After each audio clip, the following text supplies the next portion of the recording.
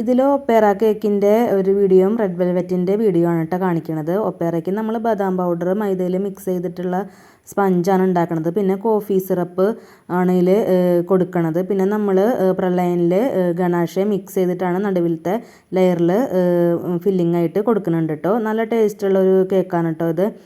പിന്നെ റെഡ് വെൽവെറ്റാണ് ഇവർ ഓർഡർ ചെയ്യാറ്. കഴിഞ്ഞ കൊല്ലം ഇതേപോലെ തന്നെയായിരുന്നു ചെയ്തിട്ടുണ്ടായിരുന്നത്.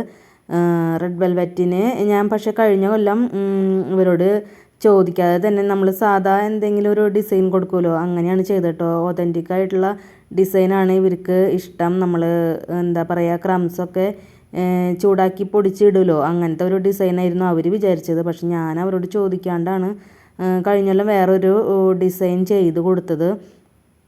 അപ്പോൾ ഇക്കൊല്ലം അവർ ഓർഡർ ചെയ്തപ്പോൾ തന്നെ പറഞ്ഞിട്ടുണ്ടായിരുന്നു ഇങ്ങനത്തെ തന്നെ വേണം, റെഡ് വെൽവെറ്റിൻ്റെ ക്രംസുള്ള ഡിസൈൻ തന്നെ വേണമെന്ന് പ്രത്യേകം പറഞ്ഞിട്ടുണ്ടായിരുന്നു. എനിക്കത് ഓർമ്മയുണ്ടായിരുന്നു.